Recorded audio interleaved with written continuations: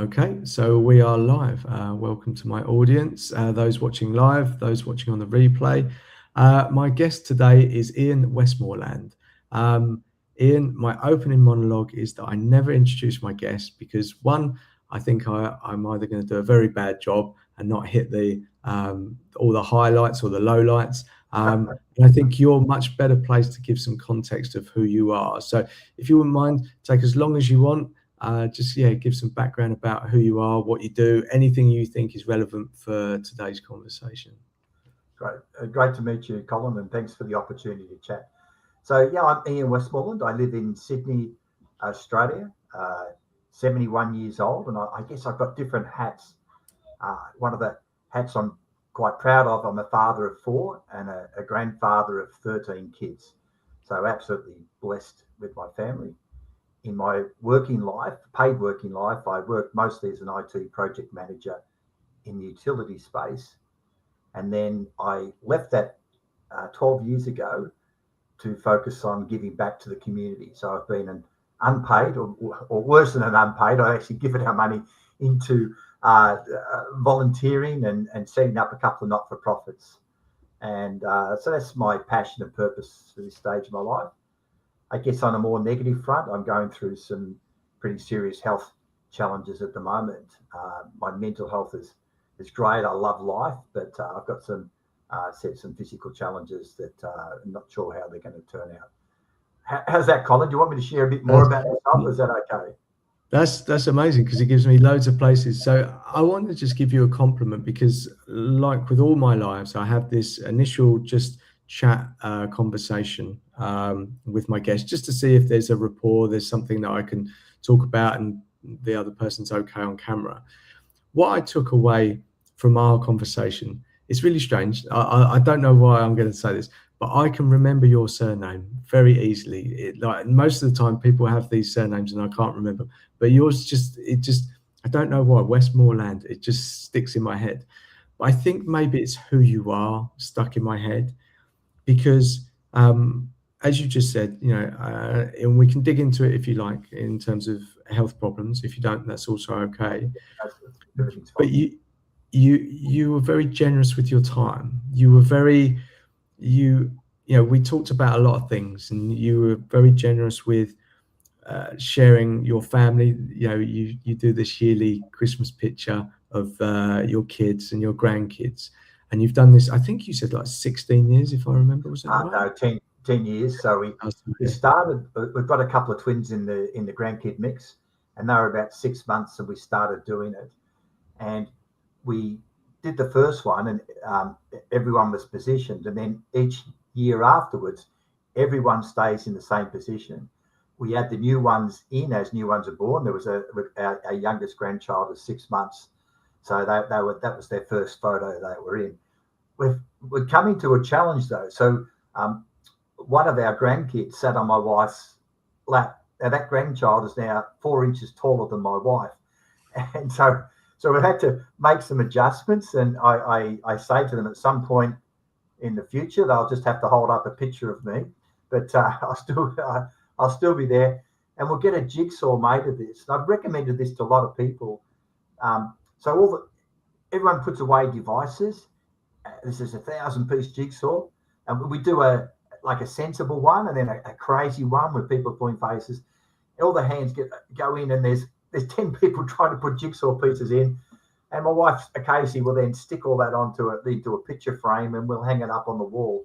But I think it's great. I think jigsaws are great. It gives the kids, they can see how they progressively change.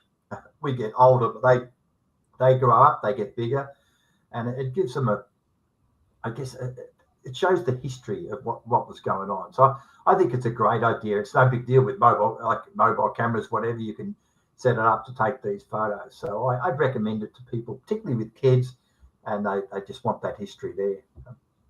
Yeah, so there's so much in that. So jigsaw puzzles are amazing, and if I actually love a jigsaw puzzle, and I like the 1,000-piece jigsaw puzzles because it's so much of a challenge. It's not something you can do just there and then. But sometimes I do it and I don't ask the kids to do it. I will just do it myself, and then they come along because they're interested in doing it. And I think even more on top of that, my kids love to look at pictures, so they'll grab my phone and go, "Oh, can I just look at pictures?" And they're not interested in anything else I've taken other than pictures of themselves. And they're like, "Where's the pictures of us?" And they're all obviously mixed in with everything else. But that's such a nice way that they like to see themselves, and not in a, I don't know, an arrogant or vain way as maybe we get older. They're just interested in what they look like. So I think that's such a beautiful thing, right? And doing a jigsaw takes a lot of patience as well. And Yeah. I think we're progressively moving to more instant gratification. Whether it be takeaway food or whatever, we're losing the ability to get deeper into something. Instead of reading a large item in the news, it's like, or just give me a summary or whatever. It's all, life is condensed down into a whole bunch of stuff. And I guess a jigsaw, as you said, Colin, like doing 1,000-piece jigsaw, one person their own, it's probably a few days' work in that, depending on what it is. And a bit easy with us because you can pick the faces, and then you can start to, and you look at the outfits that they've got on. I think they're a really good thing to do. And I've spent a fair bit of time with the grandkids and like reading books and stuff like that. And I love doing jigsaws with them. The ones they get are the easy ones. They're wood, and it's sort of progressed through increasing the number of pieces, increasing the complexity, and it's just a sense of achievement when you've done it as well. You see the end result. Yeah, and I 100% agree, because when, like, my kids have this sort of attention thing, if they want to watch TV, they just go, they watch like 10 seconds and go, no, I want to watch something else. And I talk about this along, when I was a kid, you had to wait once a week for a new TV show to come out, a new episode of something. Now they can just stream it as quick as they want, or just change their mind. And I think, so I've said this about my kids. When I first had the kids, I thought I was going to tell them what to do and they were going to do it. Then I realized they weren't going to do it. And I realized what they were actually doing was mirroring my behavior. So I ended up realizing that the behavior that they were reflecting was my own. And it was a real eye-opener into really understanding what I was doing in contradiction to what I was actually saying.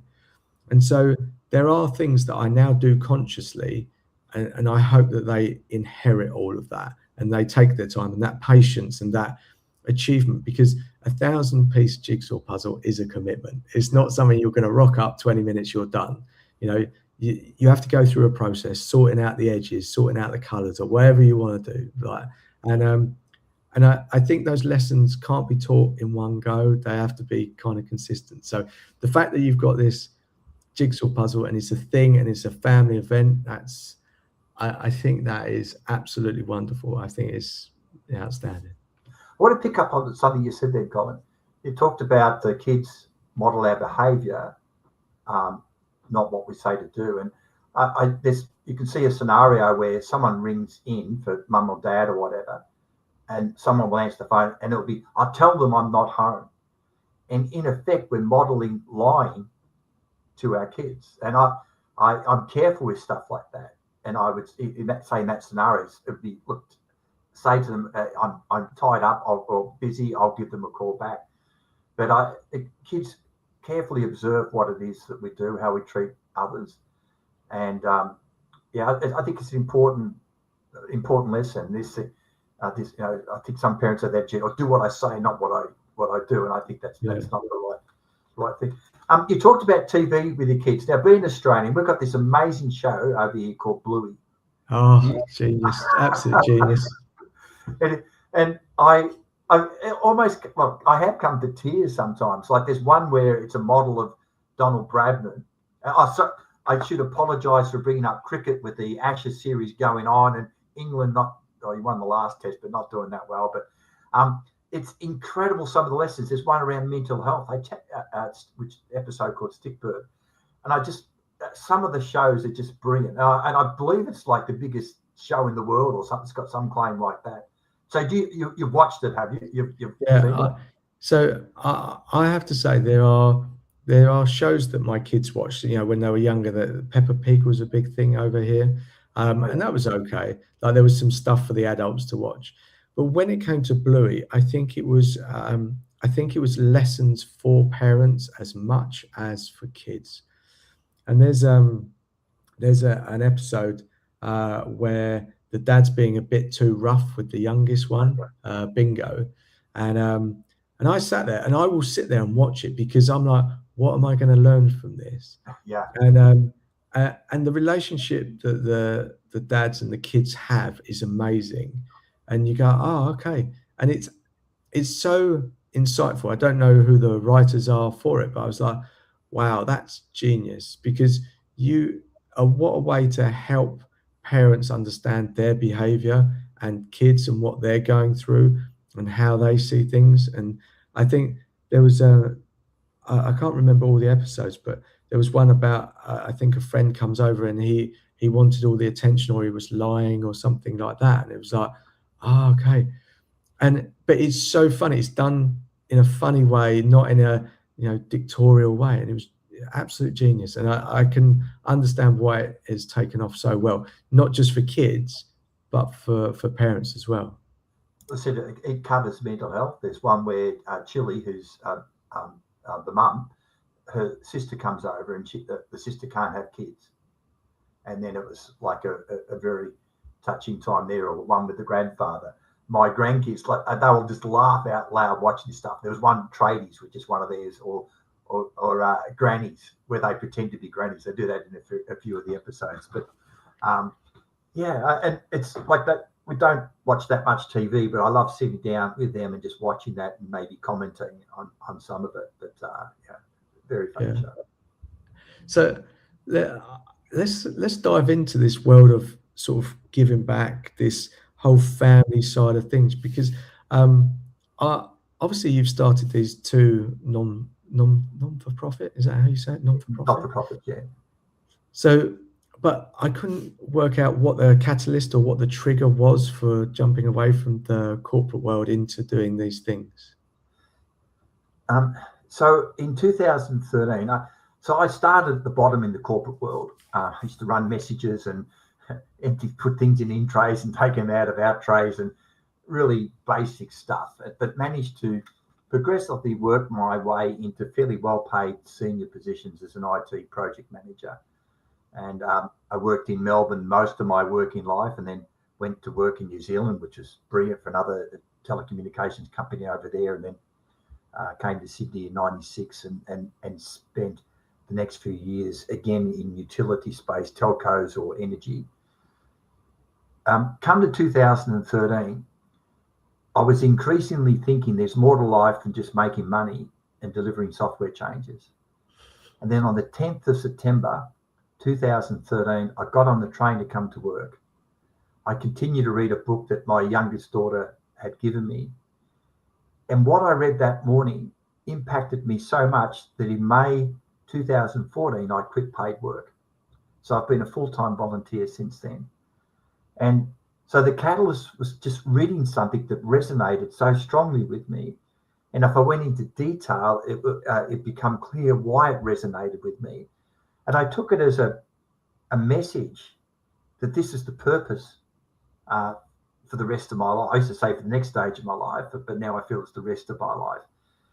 And in that journey, 2 or 3 days after I read that, I had a chance encounter, someone I'd never met before. And in that conversation, this woman who was, she and her husband were providing support to young mums, invariably unmarried, teenagers in a difficult situation, and they would just provide love and a brunch, and they couldn't keep up with the demand. And I'd had this message to do something more significant with my life. So immediately my wife and I signed up to sponsor that program, and that program's still running. And we sponsored that program for several years. And in the same conversation, this woman mentioned mentoring. And I should differentiate when I say mentoring, that there's two very different types of mentoring, and most people default to what I would call business mentoring, which is where someone with acquired skills, knowledge, experiences guides and directs someone else. And usually it's associated within business or something like that. And that's okay, but to me, it's not the most effective mentoring. Another sort of mentoring, I would call it life mentoring or volunteer mentoring. And it's predominantly listening and it's encouraging. It's not, people aren't broken, they don't need fixing. And the advantage of life mentoring, you don't give advice, you don't try and sort someone out. If you go back to business mentoring, it establishes a hierarchy, the mentor and mentee. It could create a dependency. I better not do anything till I check with what he recommends. And what I found with life mentoring, when you truly listen to someone and they know that they're being heard, it's incredibly therapeutic. And usually whatever challenges they've got, the answers become clear to them. So this woman mentioned this, and I thought, well, great.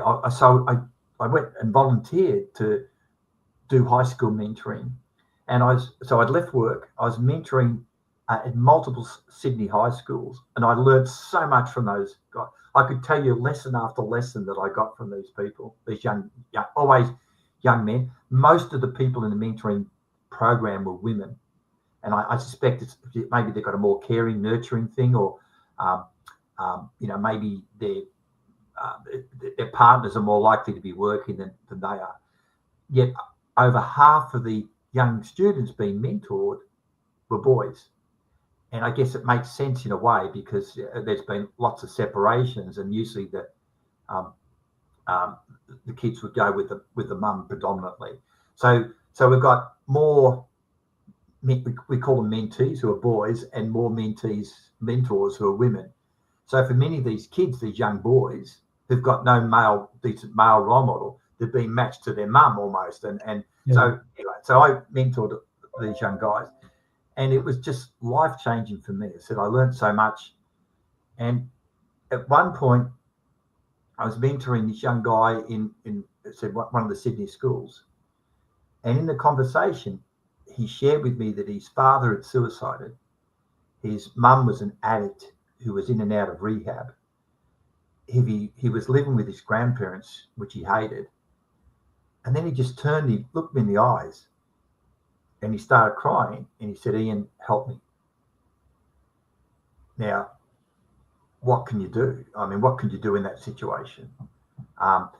Because of child safety, the only interaction, you never swap contact details, the only interaction is at the school. And I went and debriefed with a counsellor afterwards, and she said, Ian, are you okay? And I just started crying myself. And that was a catalyst to start the first not-for-profit. I realised a couple of months after this, like I was a bit down, and I looked around for the nearest organisation that provided life mentoring to men, and I couldn't find one. So it motivated me to start my first not-for-profit, Mentoring Men, which is a free program. We train up volunteer men like me to support other men going through life challenges. And I've shared before the benefits of life mentoring. And I did that for a few years, CEO, founder. And what I found, I got myself into a position where I was working 7 days a week, long hours a day. I loved it, but it's just my family were getting really grumpy. I was missing family functions because I'd have all this other stuff going on, and I was nearly burning out. So this started in 2018. At the end of 2021, I stepped aside, put in place another CEO and an ambassador, and then had some time off. And then 3 or 4 months later, I decided to start my second and clearly my final not-for-profit. And I'm back working 7 days a week, but I love what I'm doing. It's just been such a life-changing experience. The new not-for-profit's called Kintsugi Heroes, and the name is brilliant. I'd never heard of Kintsugi. I told someone what I was going to do. I said, I've got the name for your new not-for-profit. And actually, can I explain it? The Kintsugi, Yeah. that Japanese craft where they take broken pottery and they put it back together using a precious metal like gold, and the repaired product is far more beautiful and valuable than what the original piece was. And it's a great metaphor for our lived experience. That grief, that relationship breakdown, that addiction, that disability, that trauma, that abuse, whatever it is, we help people reframe that.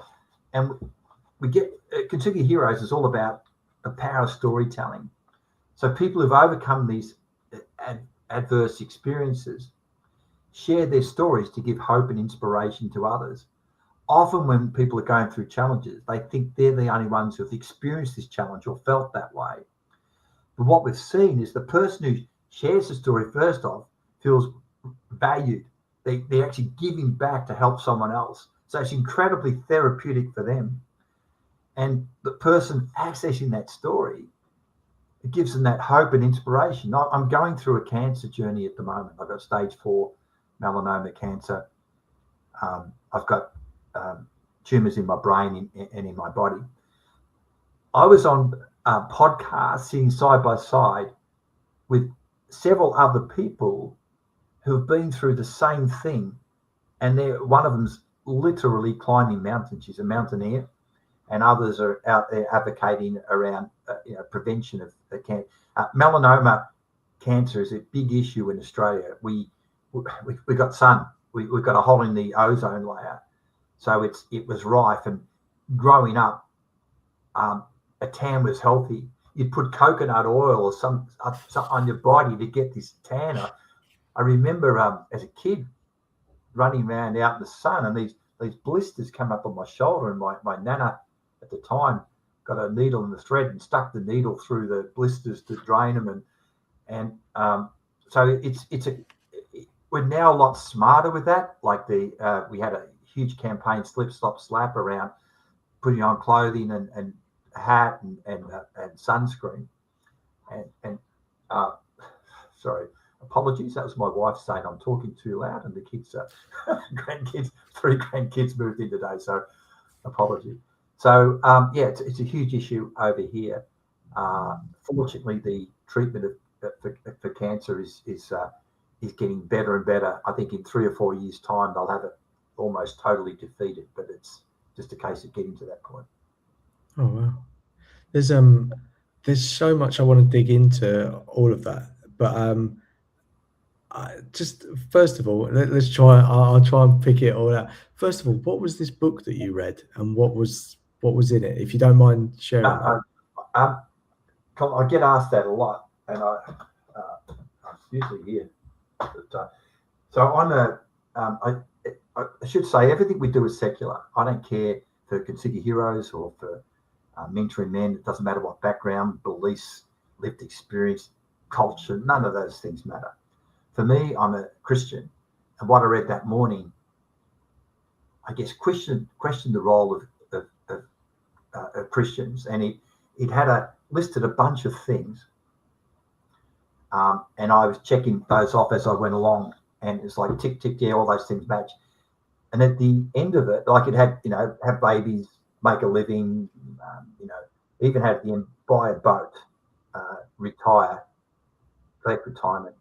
And then it said, hit age 59 and a half, collect retirement. And then it said, die. 59 and a half, collect retirement, die. And I read that on the 10th of September, 2013. I was born on the 10th of March, 1954.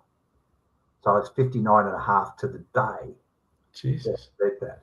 And as I said before, I've been meditating. There was more to life than just making money and delivering software changes.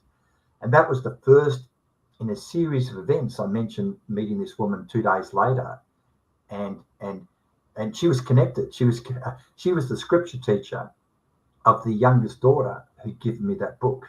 I'd never met her before. And all the way along that line, it's been reinforced. The last come up to 12 years has easily been the most fulfilling of my life. I'd even go as far to say I was a bit of a jerk 12 years ago, lots of judgment, which lots of Christians seem to have. And the judgment, the biggest transformation is to replace the judgment with love.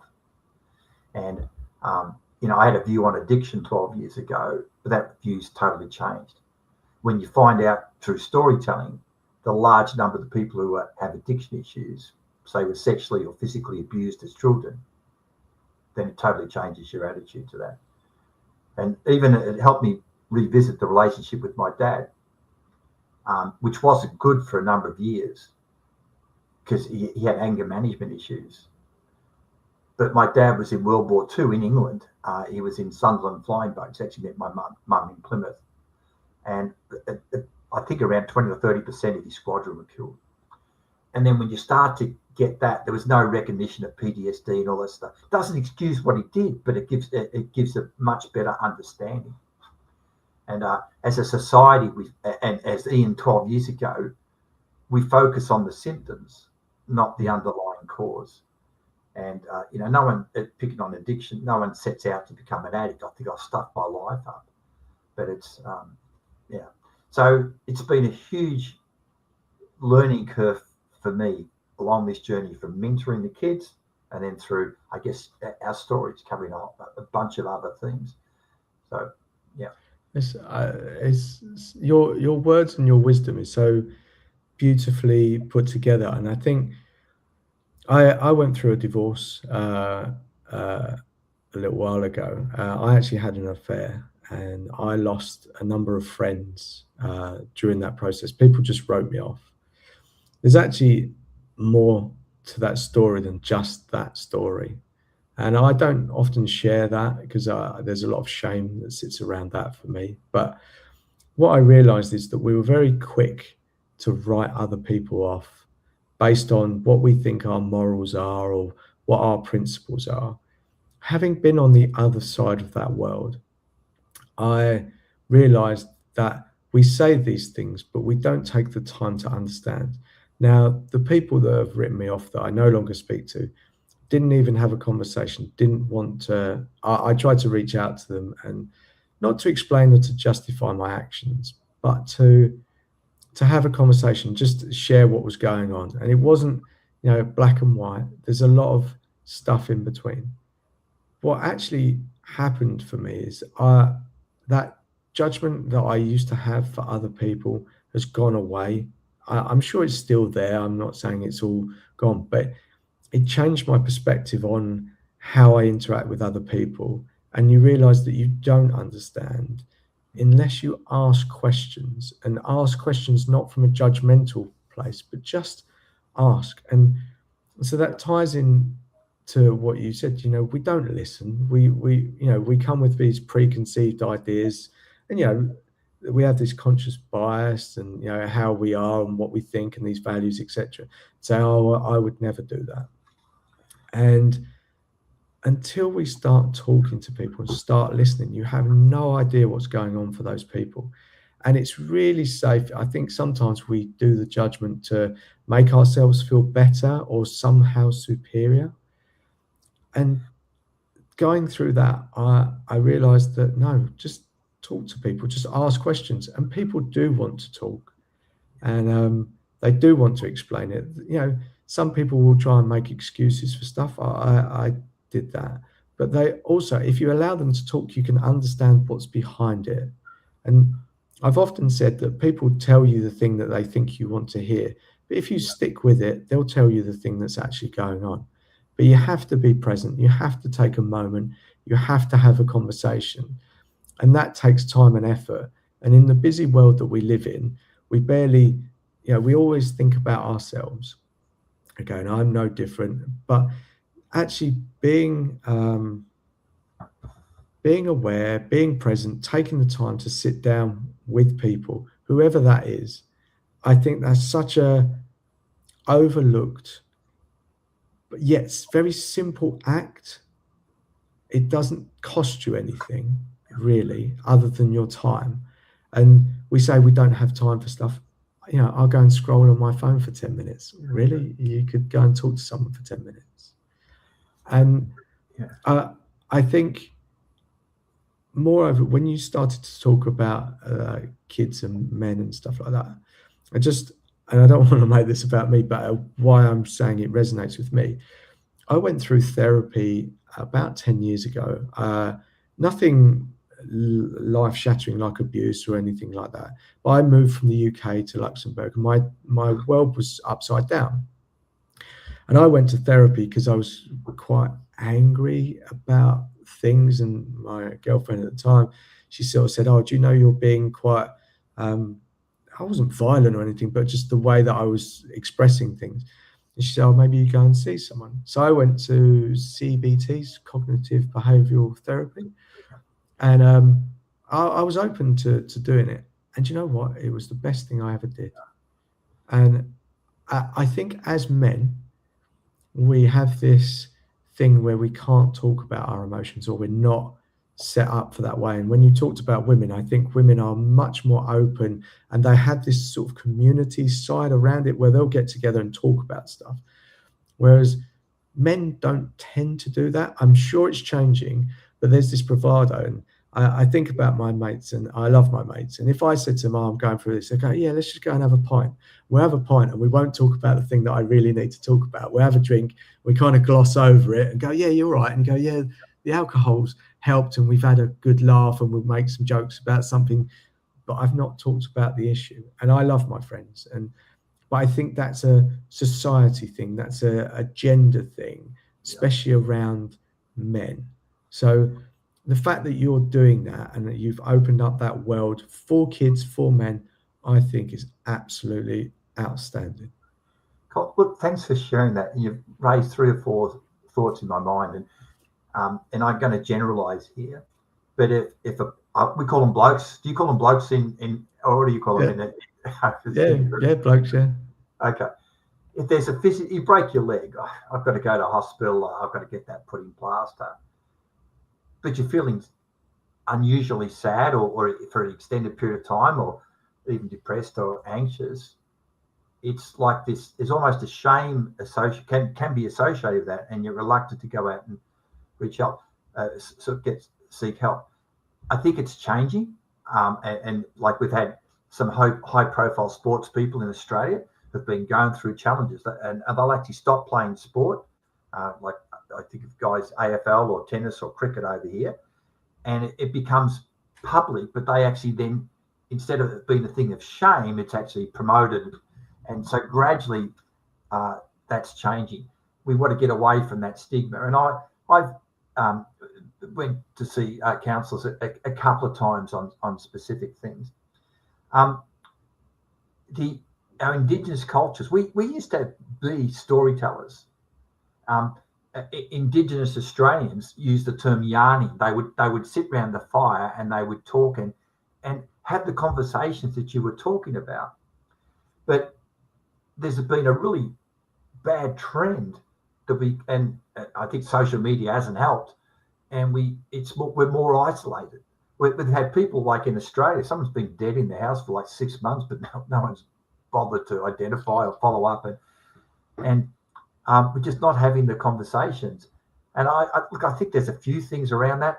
I was interviewed on TV once, and I just seen this cartoon that really resonated with me. So it was a time, it was a cartoon. The first one was back when I was growing up, and the second one was the same thing, but nowadays. And in the first one, there's a kid, his mum's by the front door.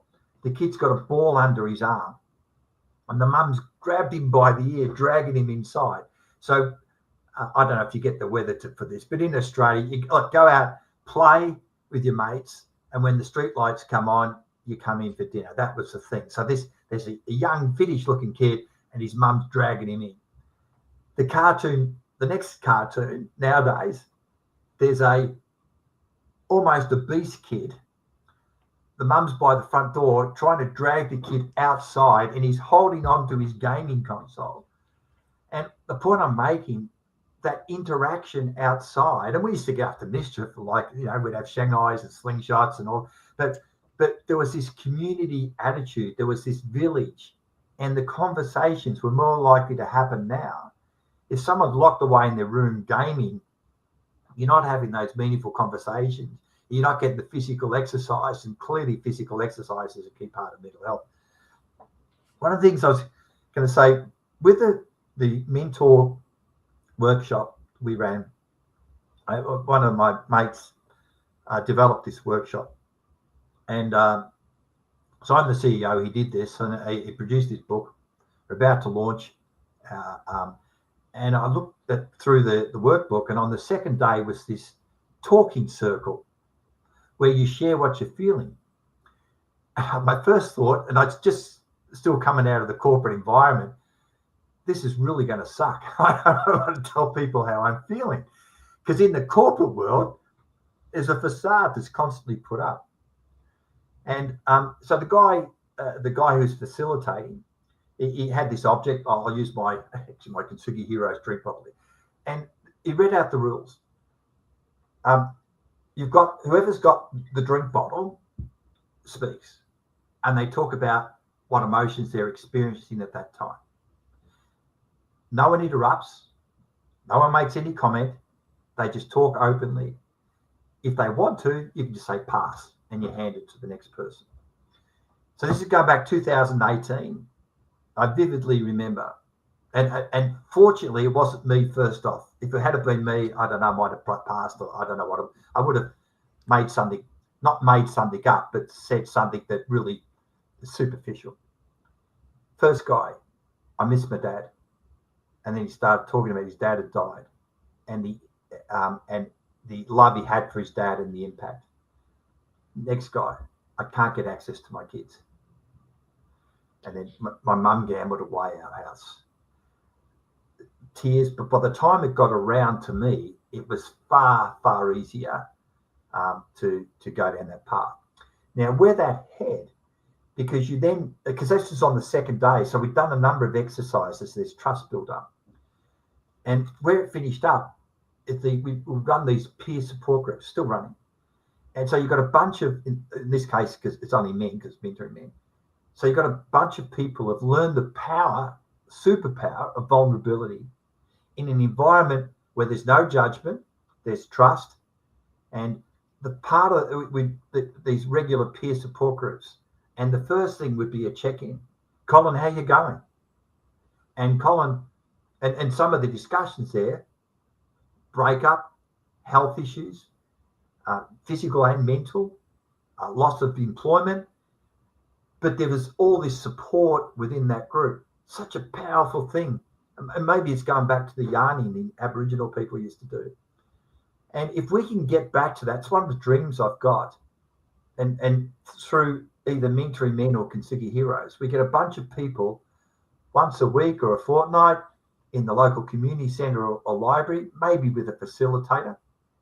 And people just, first off, there's a check-in, and then maybe there's some story sharing. You rotate that round, and we would also have like an educational component. So some of those guys might be trained in mental health, different areas. They might talk about different stuff. And we've got like one of the guys, in fact, the guy who developed the mentoring workshop actually drives 2 hours to get to the peer support meeting. That's how important it is to him. And I've invited, like one bloke was really struggling. His wife was worried about him, and I encouraged him to come along, and now he's one of the stalwarts of that group. And sorry, I'm doing a lot of talking. But last thing I want to share with you, I guess it's one of the lessons. There's a guy just joined our team, previously a senior IT manager of Amazon and Microsoft big company, and his son became his daughter.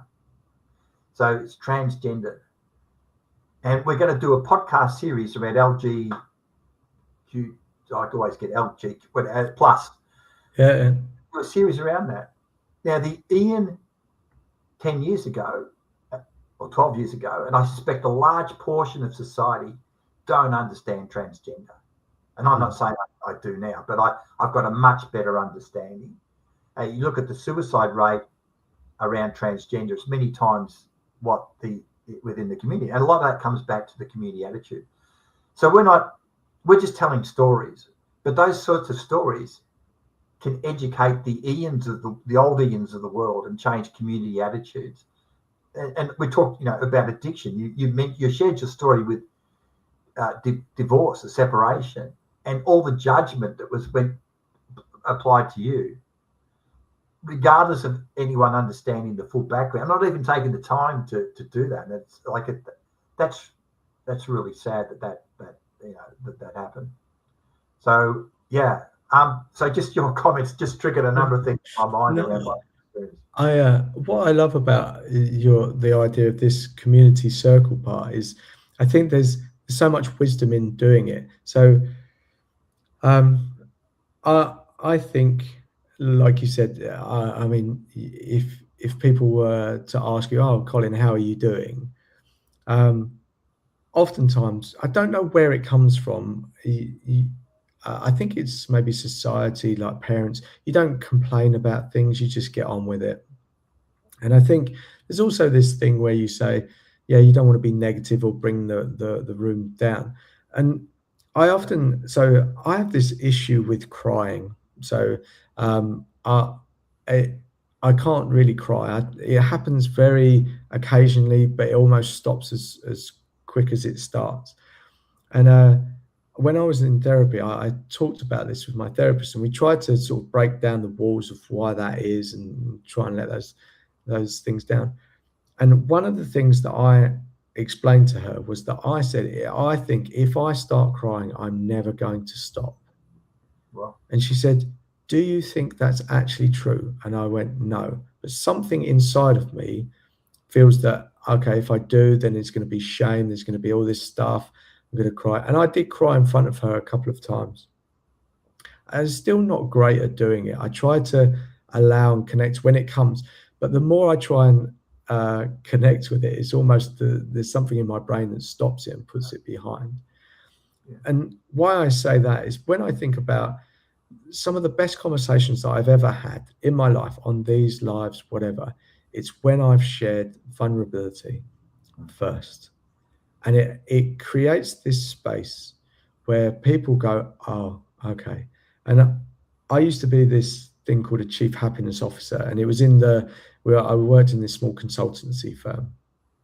And I just wanted to talk to people and see how they're getting on.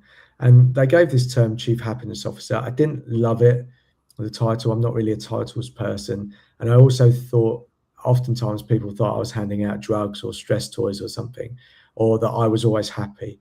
And I think that, but at the same time, it was a talking point, and people were, what's that? Or they'd make fun of it. But it was an inroad to talk about what you do and not how you do it necessarily.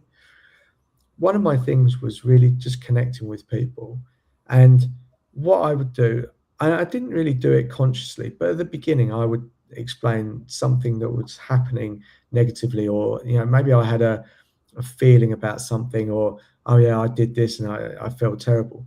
And that created this space of vulnerability, and people would open up immediately. And I was like, whoa. And I think it's because almost people feel that they're going to, when they share some of these stories, it's going to be used against them. But I gave them something that they could use against me if they felt that way. Do you know what? Never did. And it created this moment. And that moment doesn't need to last forever. It's just in that point. And you realize that people will open up and share so much of their life. And it's almost like this magic moment. And they're like, they feel like it's witchcraft or something. And I didn't do it consciously. I was present. I only did it ever on a one-to-one basis. And I explained something. Some people, there are other people that were quite resistant to it. And again, it sounds like I'm playing mind games or something. I was never done that way. But when people were opened up, I was like, whoa, it's like it. And you said about the corporate world, and I think that's so important. The corporate world has this facade on it. It's almost like you walk into an office and you have to put this mask or this presence on, and you don't talk about that stuff. You're being paid amount of money, so you have to put on this armor. Now, one of the things, when I started these lives, I was thinking about changing the way people think about work, and trying to reach people like the CEOs of companies, trying to encourage them to be more focused on their people, because I think when you allow people to be more of who they are, you actually get much better results. Excuse me. The problem with that is that we don't like the structure and all of that. We like, okay, this is your salary, so that's their salary. This is your title, so that's their title. We like all this structure because it gives some sort of form and some sort of regulatory process around all of that. And then people just fit into that. But and then we become like these versions of ourselves. You'll find very aggressive men, very outgoing, but actually they're not like that. If you dig into their outside world, they're not like that. But we play these roles and these characters, and I believe we shut off a lot of ourselves because there is shame. We don't think it's going to fit in. It's not the right environment. I believe that so much of what and I also think, just on top of that, that oftentimes by shutting off that and being this type A person that gets results, we get money, and that money reinforces that stereotype of who we are, and that's how we end up being. Yeah. But what we lose along the way is that people at a certain stage are so miserable because they're not being themselves. Yeah. I've done it. I see it happening all the time. We're caught up in all of this, titles, money, etc. And I'm not saying money's not great, because money is great. I think it allows us to do things. I'm sure you work. I know, like, you're giving your money away, but I'm sure you work on donations for your charities, etc. And that money allows you to do those things. But I think there's so much entwined in all of that we misunderstand, we don't get right, and we're playing these characters. And in that corporate world, if I sat in a meeting and I had all my peers around me or other people, there is no way in the world I would tell them anything that I've told you on this live conversation today. I love what you're sharing, and I wish more heads of organisations, CEOs, were like what you said. So I've worked for a number of big companies. So the first one was like 80,000 people, and they would then do a culture check within the organisation, and it always came back incredibly negative. Fear, don't risk anything, mate. And it was really, really bad. When you were sharing that, I mean, you think of, and the first one that came to mind was Trump. Can you imagine Donald Trump ever sharing any vulnerability? And it's like, and we had a Prime Minister in Australia, Bob Hawke, who was pretty impressive guy. He was Prime Minister for a long time. And he was interviewed once, and they asked him about one of his daughters. And his daughter had a heroin addiction. And he started crying while the interview was going on. And he got severely criticised as a Prime Minister for crying. And I thought, to me, I just love that authenticity and that. I want to share a moment. I shared it this morning. I started crying again. So on Christmas Eve, we went up we had Christmas at our eldest daughter's place, and we all went to church on Christmas Eve. And my family all know the health journey I'm going through. And she came and she sat next to me, and then she just put her head on my shoulder, and she started crying. And I put my head on her head, and the tears, I just started crying too. I'm not crying about my situation. I'm crying about the sadness of my daughter. And I've got a lot of empathy, and it was in a way, it was a beautiful moment, but it was just, it really surprised me the amount of, I hate seeing anyone hurt, particularly the ones I love, and to see them crying, anyway, it was just very moving, very emotional at the time. And in the Christmas function, so we had like the 23 of us there, kids and kids-in-law and grandkids. There were others there as well, but I just went in the corner and I just watched them all. They were opening presents and doing all this stuff. And one of the things I thought, it'd be great to see them and grow up. Another 10 years would be really brilliant, just to see how they go and hopefully play a part in their life. But we'll see what happens with that. But thanks for sharing the vulnerability. I call it a superpower. And you look at the organisations who put on this facade at the top often struggle in what they're doing. And what you said before, that the staff are nowhere near as productive. There's a fear thing. There's a blame culture and stuff like that. As a project manager, I tried to get away from all of that. I was there, supported the team members through marriages, divorce, deaths, things like that. And it even now, so 12 years later, when I was in hospital a few months ago, the team sent through flowers and cards and the book, and even though I'd left there 12 years before, and sometimes they'll even ring me asking for advice. So that relationship went far past a manager staff relationship. It was, I genuinely cared about the people, and the results we got from that team were incredible. It was just incredibly productive. And when you ask, people would work through the night, which is sometimes the case with IT, or their willingness to give back was incredible. They were doing it more than just for the money. They were doing it because they were part of a team.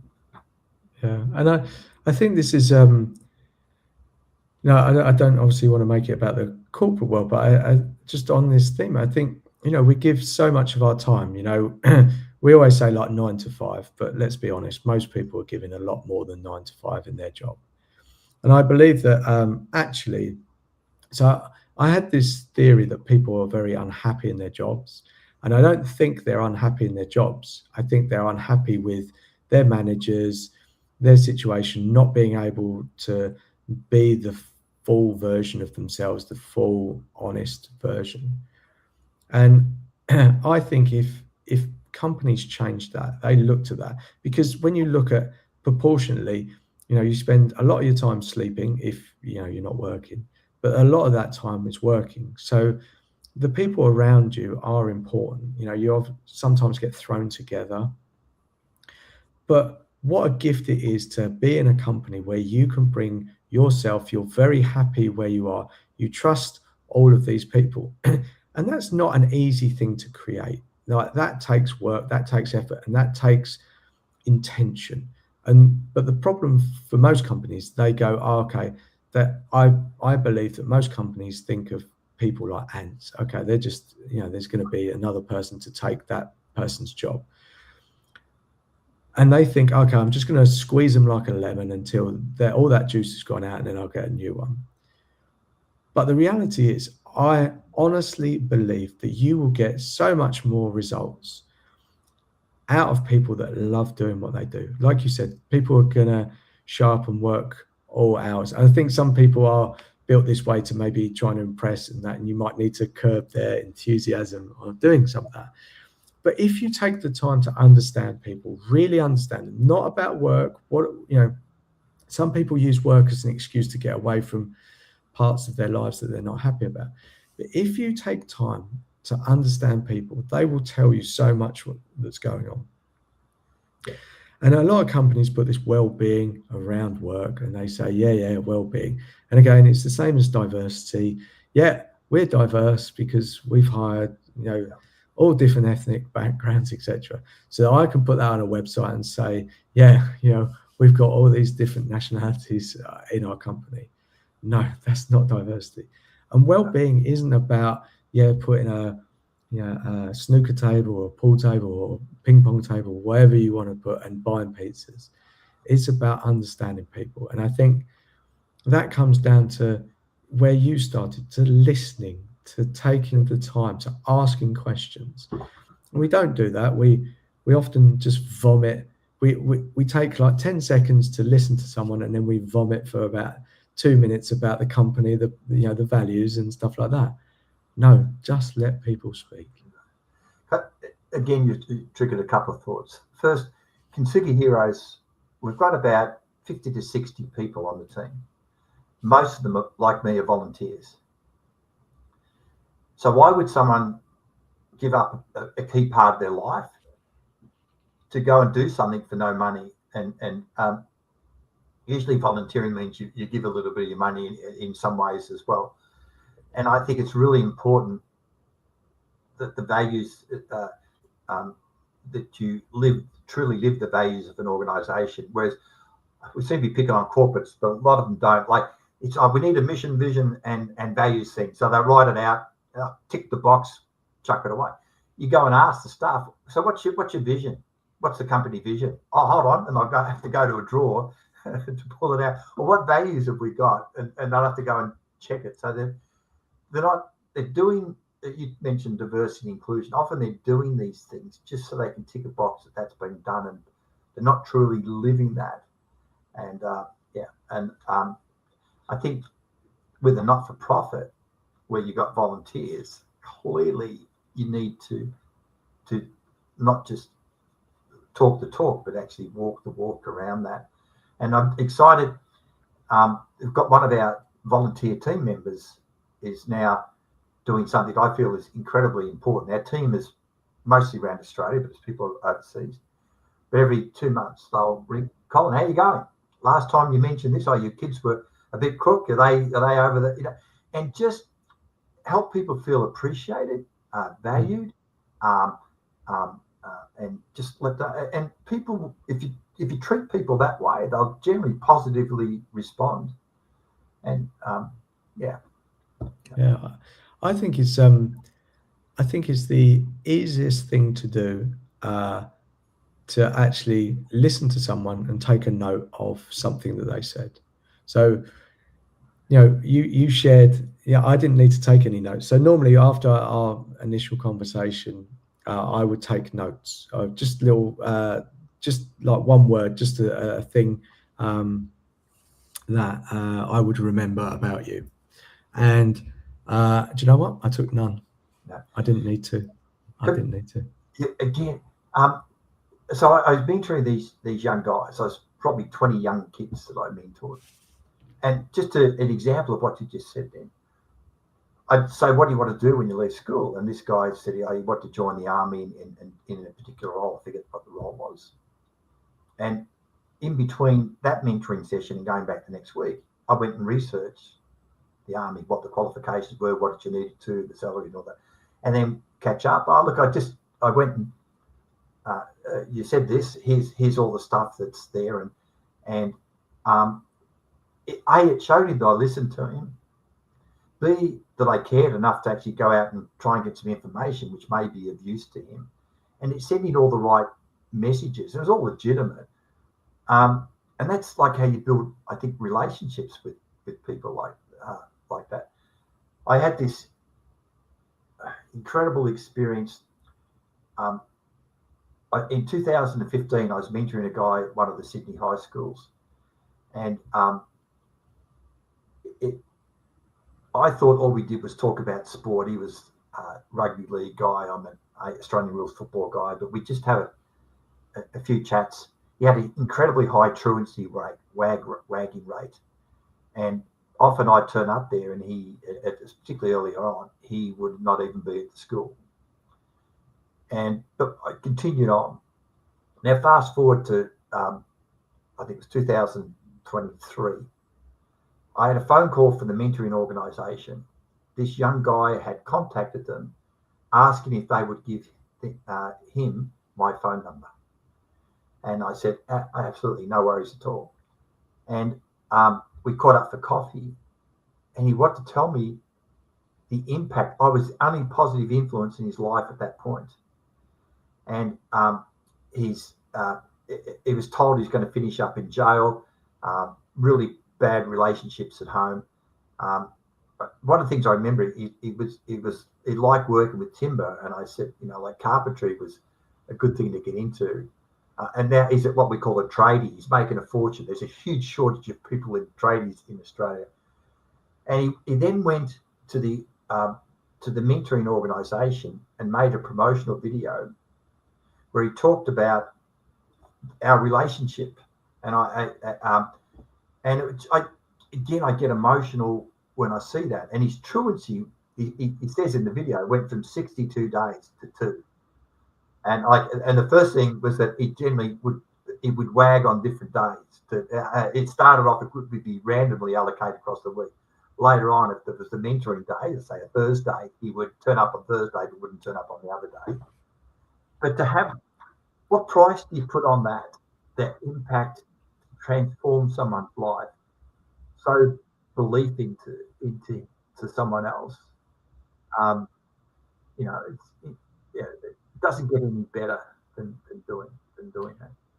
It's strange you say this. So I had a live with a gentleman in the UK called James Kellogg, and he's created this kindness program. Is this platform, and basically it's a way of recording kindness.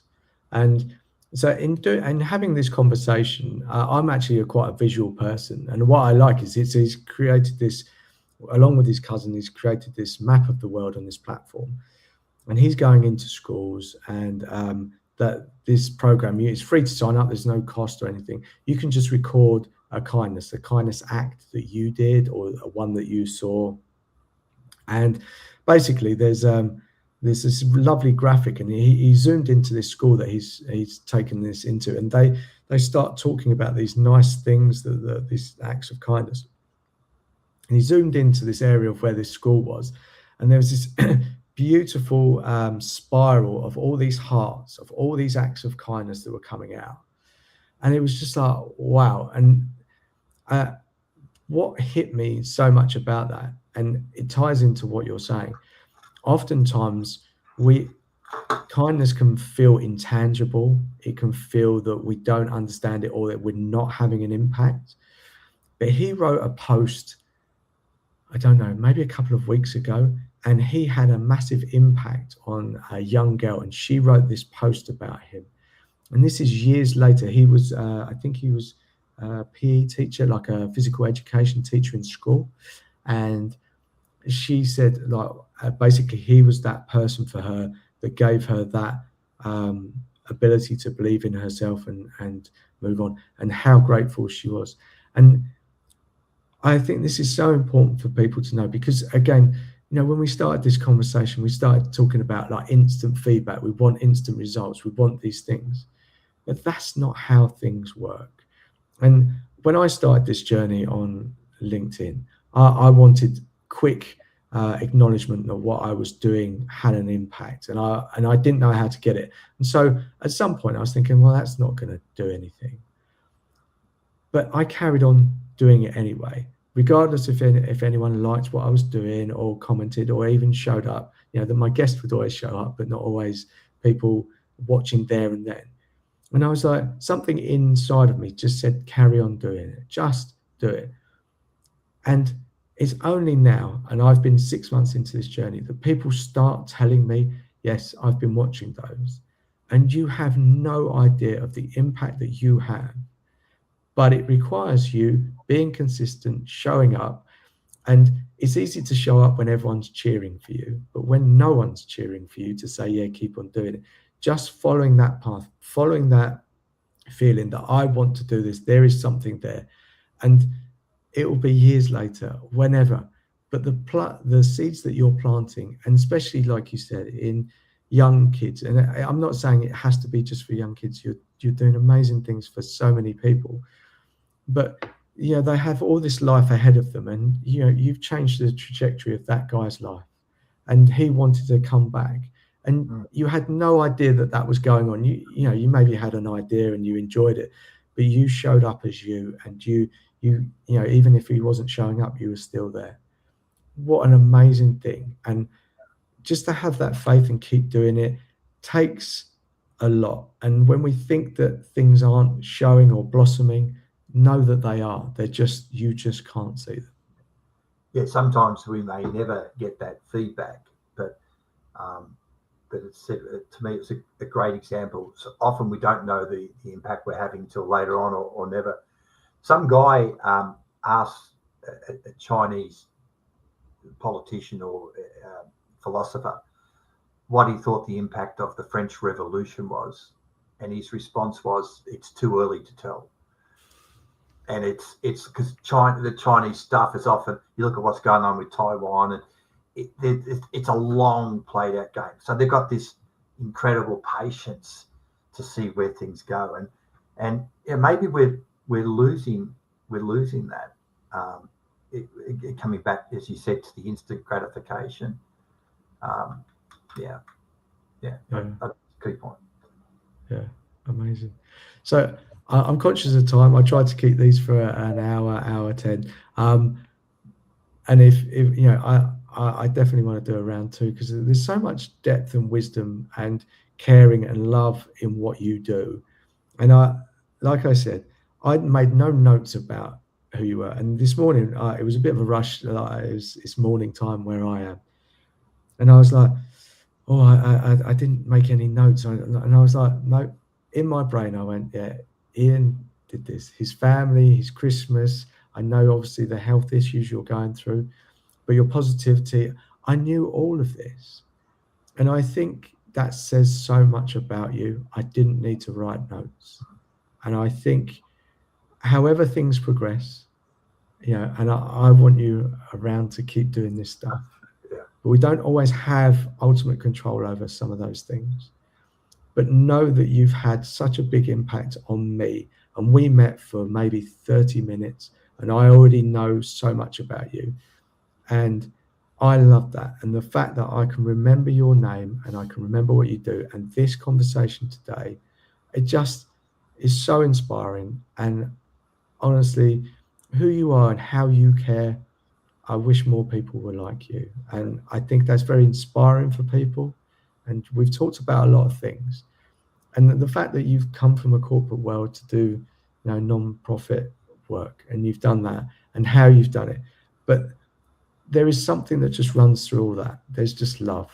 And if I could sum it up with anything, I'd just say that. And it's love for your family, love for your wife, love for your grandkids, but love for other people, and unconditional. And I think that is such an amazing gift. Thanks, Colin. Really appreciate it. I love what you've shared and the power of your vulnerability, talking about some of your lived experience through divorce and through other stuff. And I think it's a great role model. Hopefully people are listening to this and thinking along the same lines. Can I just share another quick story? So a lot of what we do is not funded by I call them passion projects. They're funded by me or my wife and I, or by other philanthropists. But we have a lot of natural disasters in Australia, fire, floods, and we've had some funding to capture the stories around that. And there's an expert clinical psychologist who looked at how people respond to these events. And the 2 to 5 year period after these events are crucial. People start to develop addictions. Relationships start to fall apart. People start thinking about self-harm. They don't tie it back to the natural disaster, but it's definitely related. And when we went out to these areas, and so we ran them in 3 states in Australia. There's been some multiple projects around this. There's a lot of unidentified and unaddressed trauma in the communities. And it could be from abuse, it could be from other things. And men particularly, but people didn't even know they had it, or wouldn't reach out either to get support for themselves or reach out to their neighbours to see how they were tracking. And your role modelling of actually reaching out, if more people would do that, and it doesn't necessarily have to be a professional. It could be just like a life mentor, like I talked about. It's someone with a trusting relationship, and be open and honest and vulnerable, like we've been with each other tonight. If that message through your the LinkedIn Live can get across to some other people, then that's brilliant. Fantastic. Yeah. Keep it going. Let's do more of it. We're doing more of that. There was one event. There were floods in the, I don't know if you've been to Australia, but there's a beautiful area north of Sydney called the Hunter Valley. They had major floods through there. And we produced a book. We produced 6 books. This is the one related to that, Beyond the Deluge.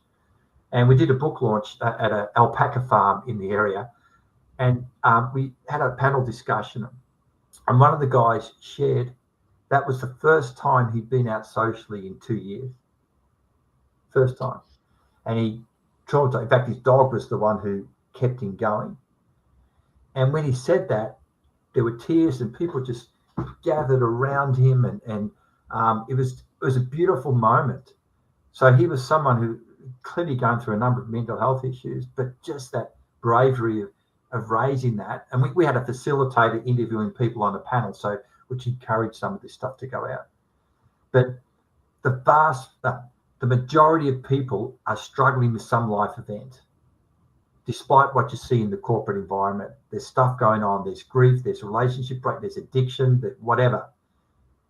And if we can help encourage a society where people reach out and share, seek support, check in, then that's a great thing that we can do. And I think your podcast is doing that, and you're living that model yourself. So, yeah. And I think sometimes we often think, oh, what difference can I make as an individual? But oftentimes these things are multiplied, right? So if you help 2 people, then they help 2 people. Like that grows. And, we overcomplicate a lot of this stuff, and it can just be simply asking a question, like just checking in, going and seeing someone, and just, okay, just, you're in the supermarket, go and get some milk or bread or whatever for someone else. I'm making a lot of examples, but it doesn't need to be complicated. We say, and again, I make excuses for a lot of things in my life, but I can sit here and scroll on my phone for 10 minutes. I could also use that time just to text someone or ring someone. But you have to be conscious about doing that, because it's easier to pick up your phone and just lose yourself in something. But if you just take a moment, and if you could create a habit for yourself, 5 minutes a day, just reach out to someone. Sometimes I think, like, I live in Luxembourg, but my family's back in the UK. Sometimes I think, I should ring my mum. And you go, well, I haven't got time, because that conversation needs to be an hour. It doesn't. It can be 5 minutes. Hi, mum, just check in there. How are you? Okay. And that might be the right moment that my mum needs a phone call. Or, and it's simple things and tiny things. They don't have to be these huge things, but these tiny things can have an impact on those huge events, like you said. So, yeah, I'd encourage everyone just to, even if it's just one thing, try and do it. And I think there's I actually talked about this with this James Kellogg. I spoke to an old lady in the town where I was at the time. I was visiting the UK, and I helped her. She had a trolley, and there was a twig caught in that had some thorns. She had a little push trolley in front of her, and I was really busy. I thought my ticket on my car was running out. I was going to get a penalty or whatever. And I was like, I'd been to the bank to get some money out for the last week. And then as I went past, I could see her, and she just was pushing this trolley, and I could see the thorn was there. And she was an old lady, sort of saying her 80s. And I went, oh, stop. And I pulled out this thorn, and she smiled the most beautiful smile I've ever. And she said, thank you so much. And do you know what? That felt selfishly good for me. I was like, wow, I could have done something. And if it's selfish and you're doing something for someone else, just do it. Just do it, because it made me feel amazing. Yeah, love that. And we should do more of it. Yeah, absolutely. Well, for today, thank you so much. Please keep on doing what you're doing. But where should people find you? Obviously, I found you on LinkedIn, but obviously you've got these non-profits. But where do people best find you? On LinkedIn is a really good way. So Ian Westmoreland. I think there's not too many. That name, by the way, there used to be a county in England just below Scotland, like a Westmoreland. I think it's merged to Cumbria, and there was a general in charge of all the American troops in Vietnam. More infamous, he kept saying, "I'd send more troops, we can win this thing." And so anyway, that the other way is they can email me, ian@kintsugiheroes.com.au, or go to our website, which is kintsugiheroes.com.au. And kintsugi is that Japanese craft. It's KINTSUGI, and heroes HEROES. I would welcome welcome people connecting, maybe watching some of our podcasts. You can download all of that stuff is available for free. You can download the books off the website. If what we're doing, you want to engage further and support us, you can donate through the website. And so we're doing about 15 projects at the moment, and always open to new ideas. If people want to share their story, again, contact me. It's a painless, fulfilling thing to do. So. That's amazing. So what I do is obviously these go out live, but I repost and I'll put all those links that you've just shared so people can find you, and I'll mention you as well, so it's easier for people to find. This will also be on YouTube, and people can rewatch it and you can share it with your audience, because I think you've said so much that is so wise and beautiful, and I think if people get to watch who you are, I think it'll be very inspiring for them. So, but for today, thank you so much. I don't know if your grandkids are now asleep, but go. 8:47 p.m. here, and they were. My wife, I hope it didn't disrupt. She opened the door.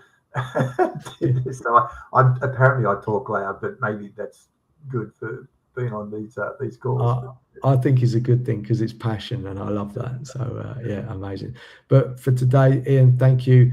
I'm sure my audience and your audience will appreciate everything. So thank you so much, Ian.